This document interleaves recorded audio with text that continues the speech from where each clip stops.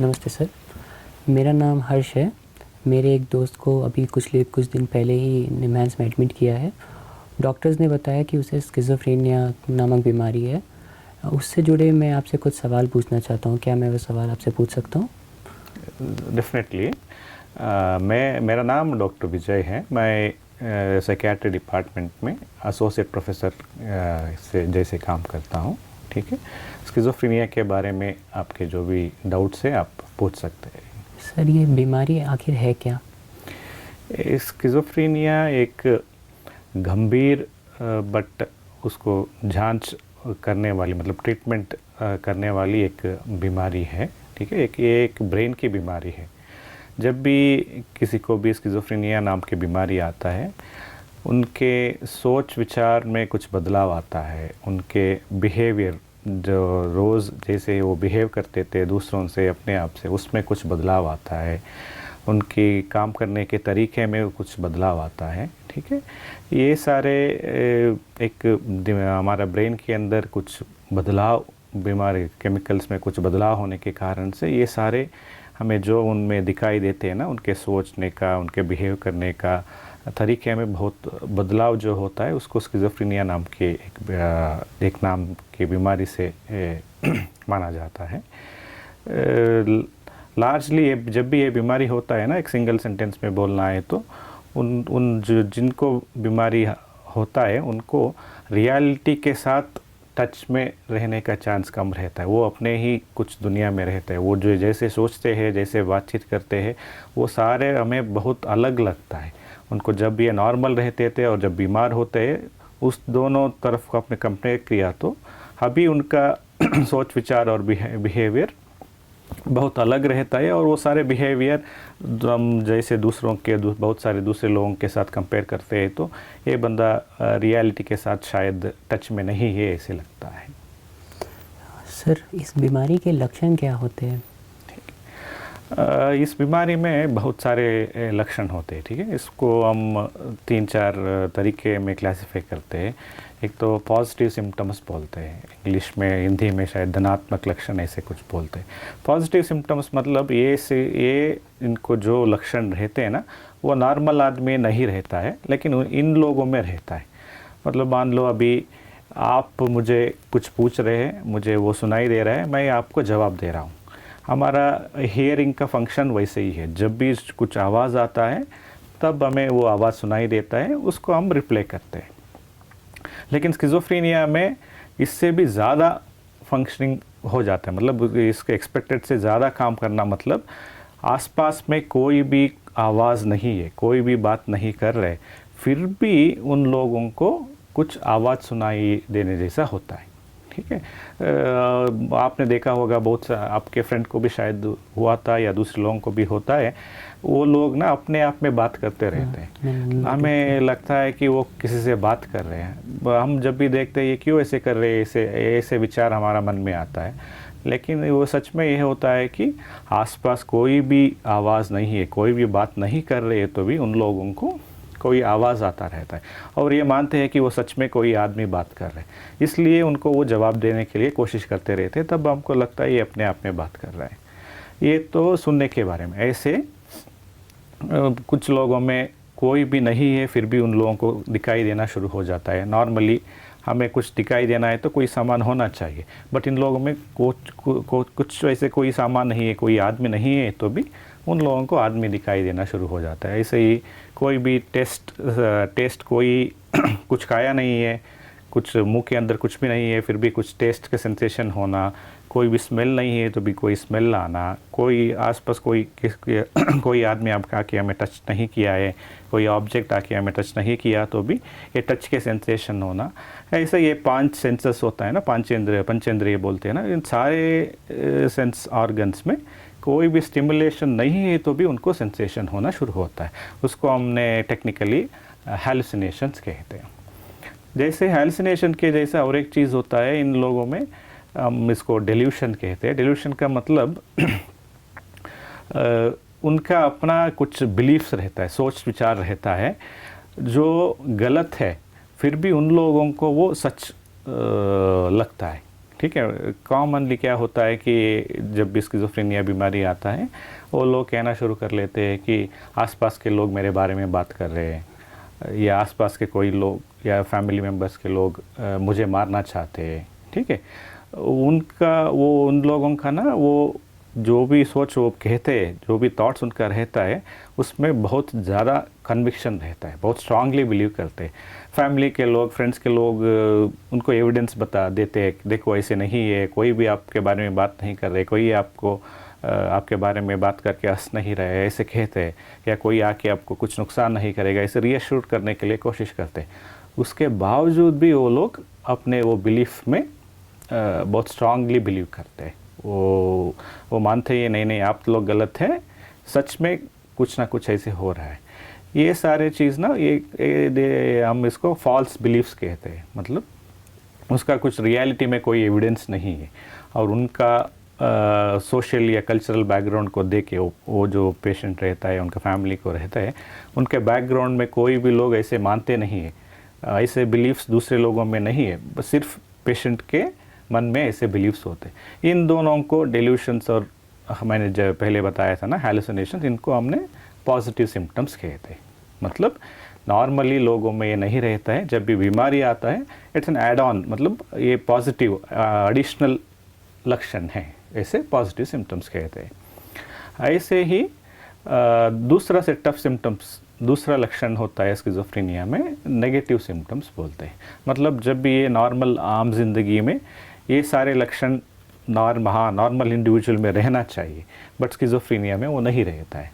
मान लो आप क्या करते हैं, आप सुबह उठते हैं, काम करते हैं, काम पे जाते हैं, बात करते हैं, वो सारे चीज़ों के लिए एक मोटिवेशन रहता है, ड्राइव रहता है ना।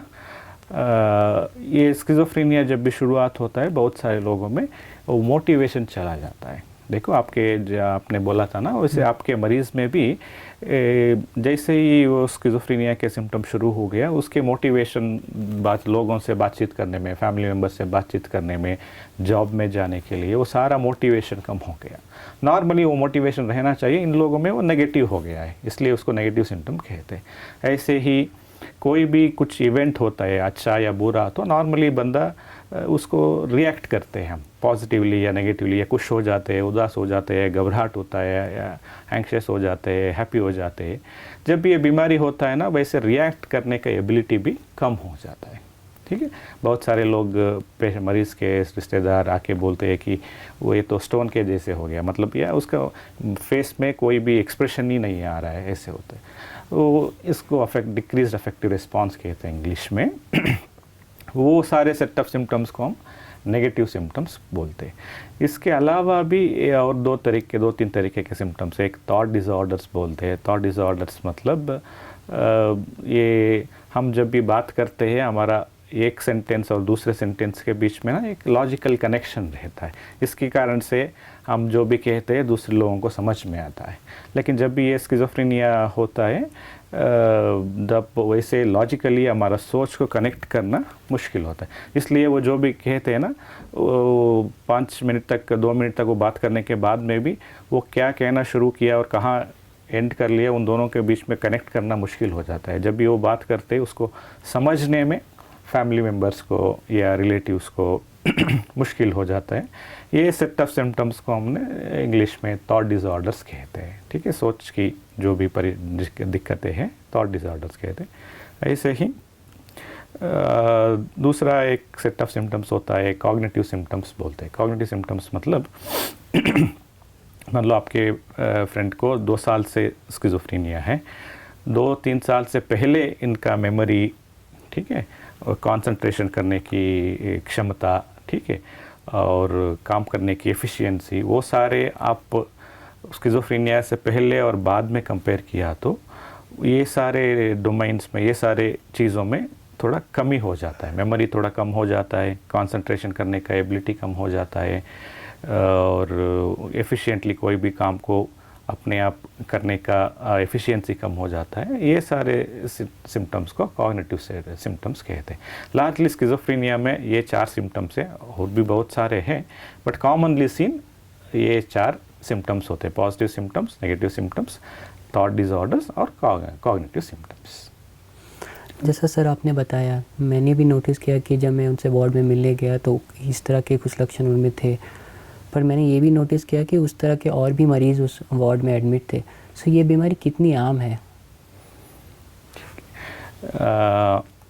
कि ये तो बहुत अनकॉमन भी नहीं है, मतलब ऐसे नहीं है कि ये बहुत रेयर डिज़ॉर्डर बीमारी है, ऐसे भी नहीं है। हिंदुस्तान में और कहा बहुत सारे बाहर के देशों में सारे जो रिसर्च किया है ना लोगों ने, वो सबके एक कंसेंसस, मतलब सारे मानते हैं कि शायद ये बीमारी अराउंड 1% लोगों में रहता है, मतलब 100 लोगों में एक आदमी को ये बीमारी आता है।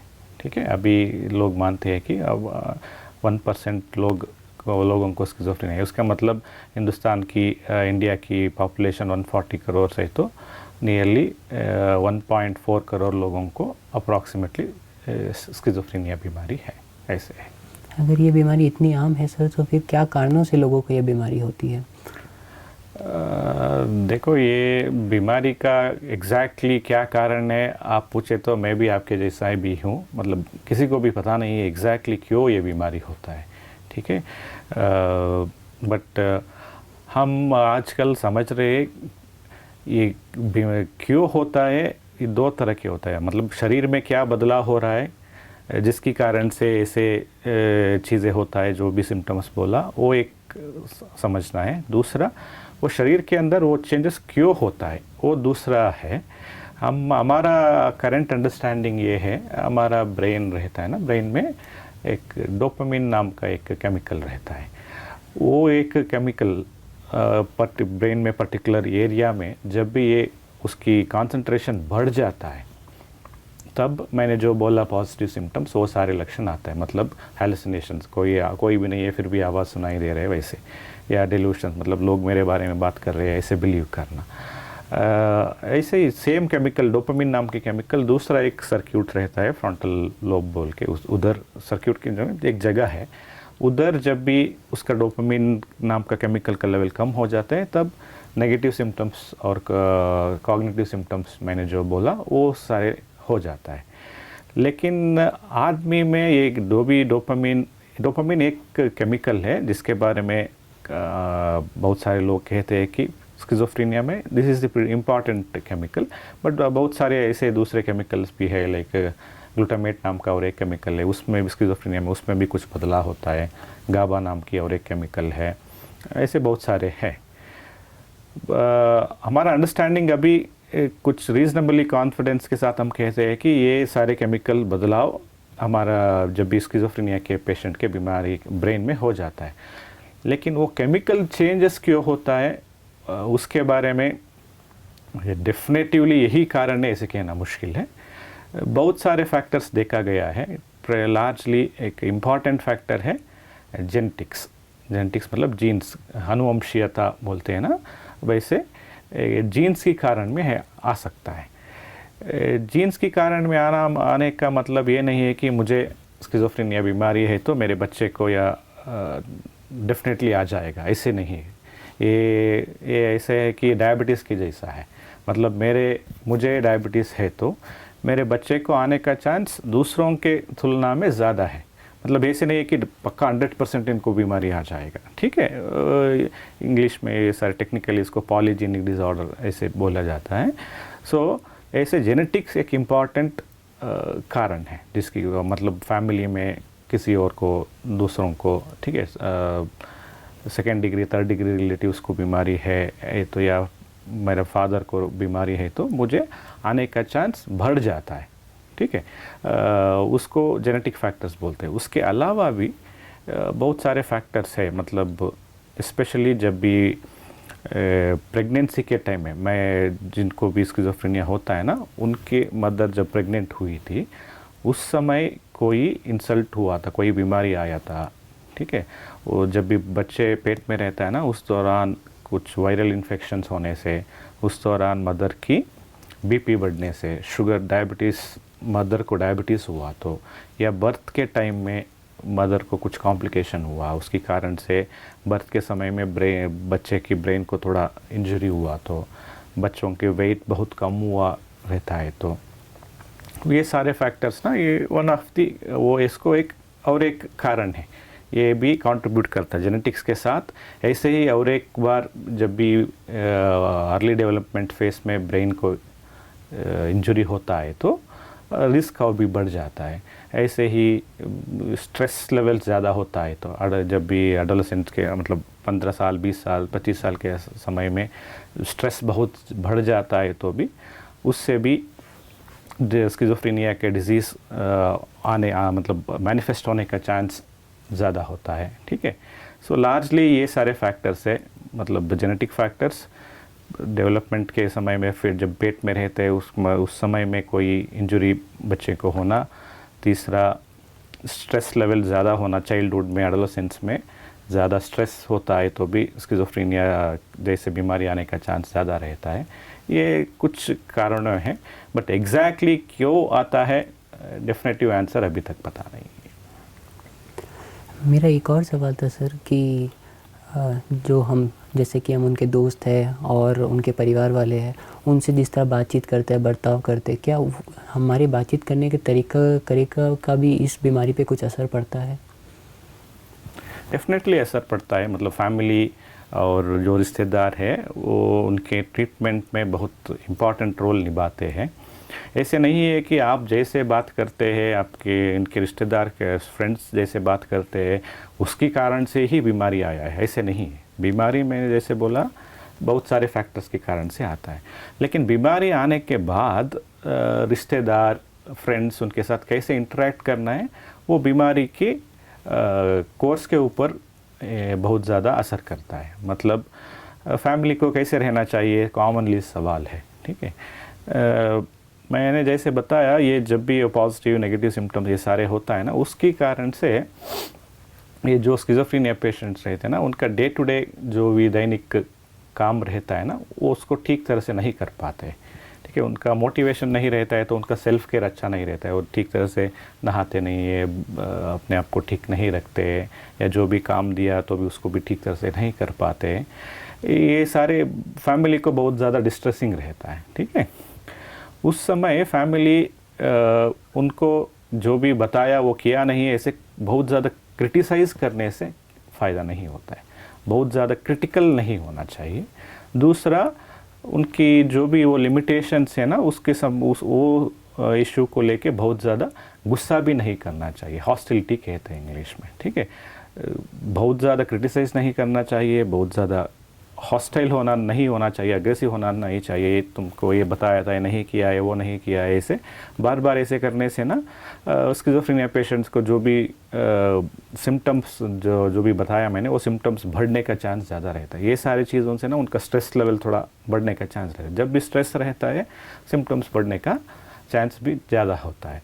ऐसे इसका मतलब ये नहीं है कि आप उनके सारे कामों में आप इन्वॉल्व हो कि आप ही सारे काम करते रहो, वो भी नहीं करना चाहिए। ठीक है, मतलब हम अपने आप को बहुत ज़्यादा इन्वॉल्व भी नहीं करना चाहिए उनके अपने केयर में। ठीक है, वो और इन्वॉल्व भी नहीं होना चाहिए, एट द सेम टाइम हमें क्रिटिकल या हॉस्टाइल भी नहीं होना चाहिए। एक फाइन बैलेंस को मेंटेन करना ज़रूरी है। जो भी है उनको बोलो कि ये काम करो, या जो भी टास्क है ये करने के लिए बोल दीजिए, वो अपने आप करता है तो आप सुपरवाइज़ करके आराम से रह सकते।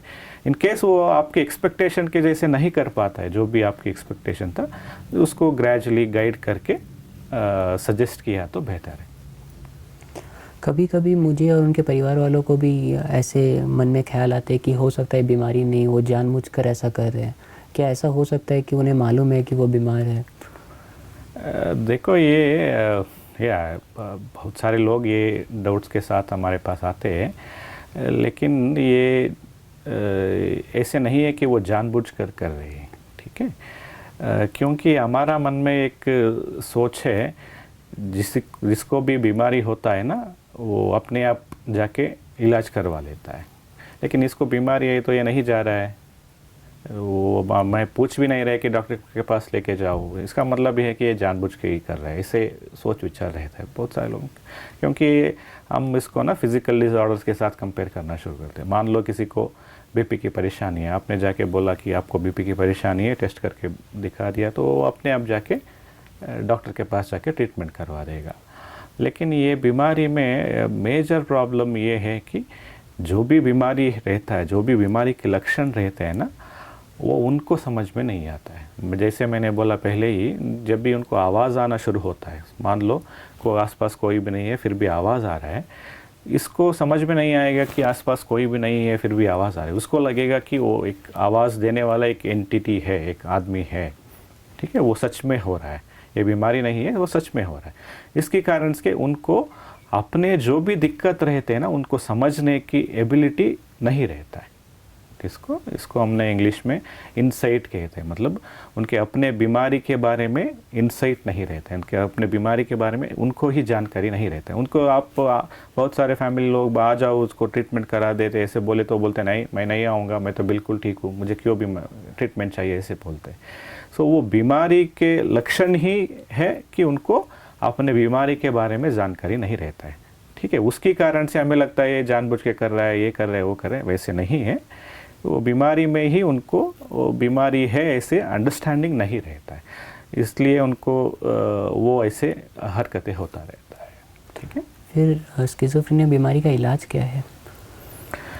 स्किज़ोफ्रेनिया बीमारी का इलाज मतलब लार्जली है ना, वो एक मेडिकेशन से, मतलब दवाइयाँ हैं, और दवाइयों से ना ये सारे जो भी सिम्टम्स बोला मैंने, डेल्यूशंस और हैलुसिनेशन मेनली, उसको कंट्रोल करने के लिए मदद मिलता है, ठीक है। ये मेडिसिन को हमने एंटीसाइकोटिक्स नाम से बुलाया जाता है।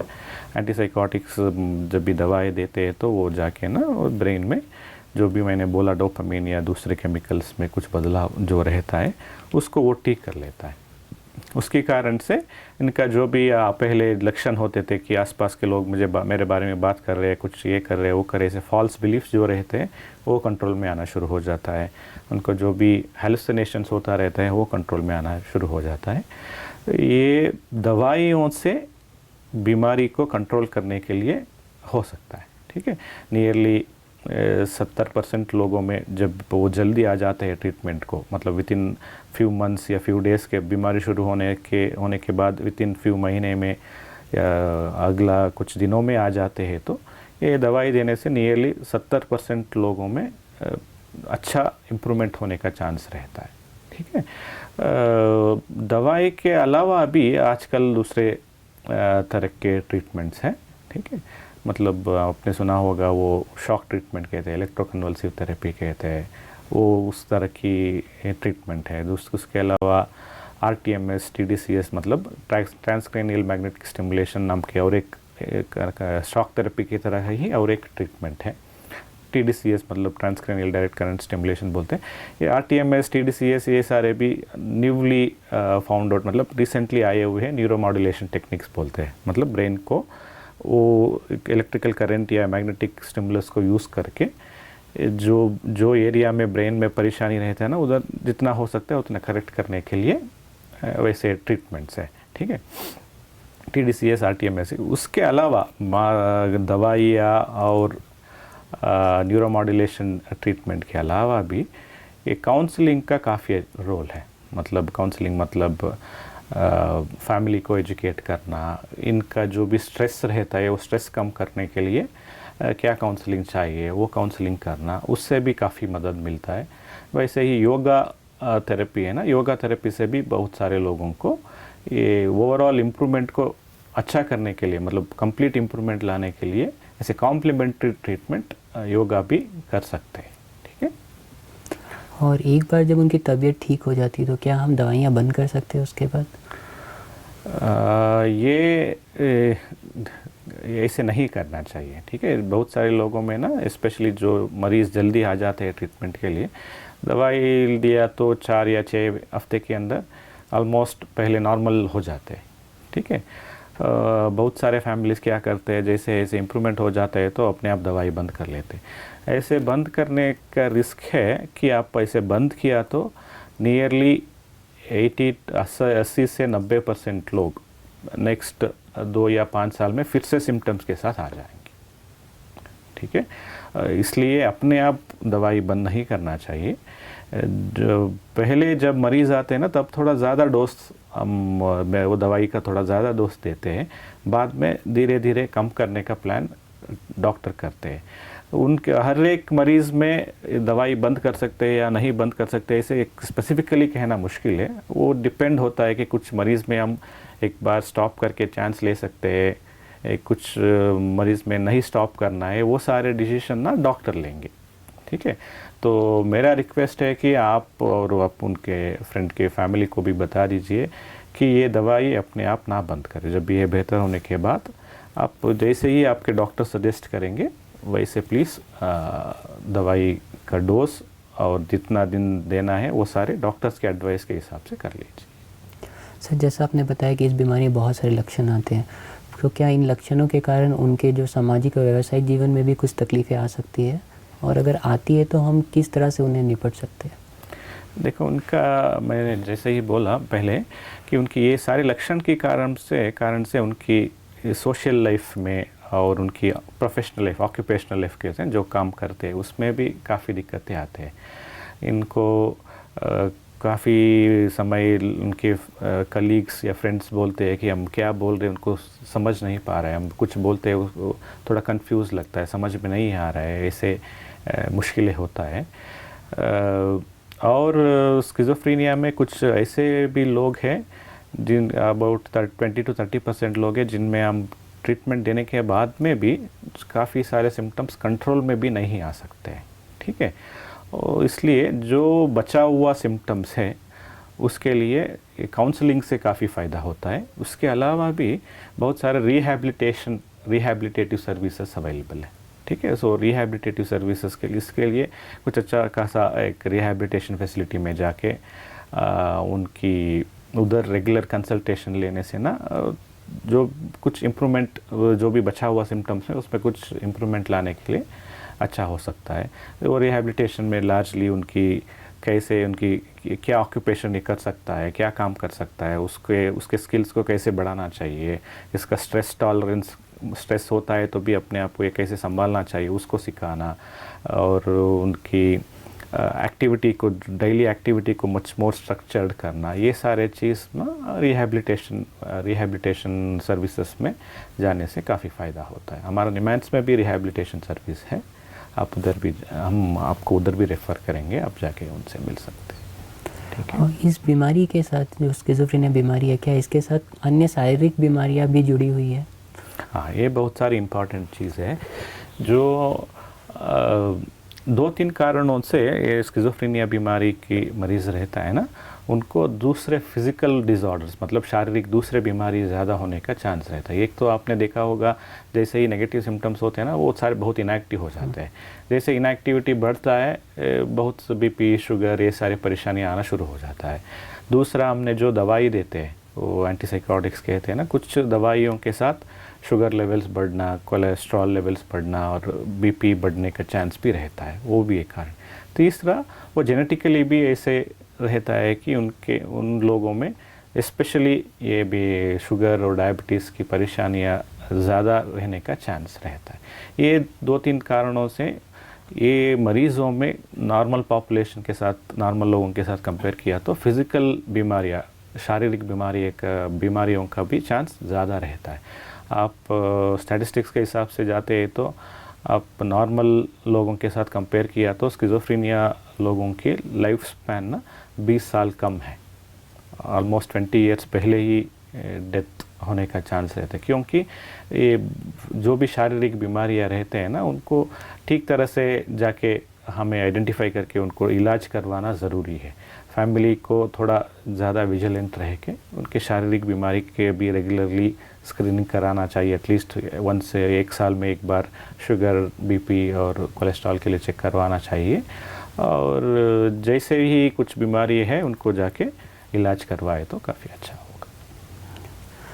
धन्यवाद सर, इन सारे सवालों का जवाब देने के लिए। Okay, thank you.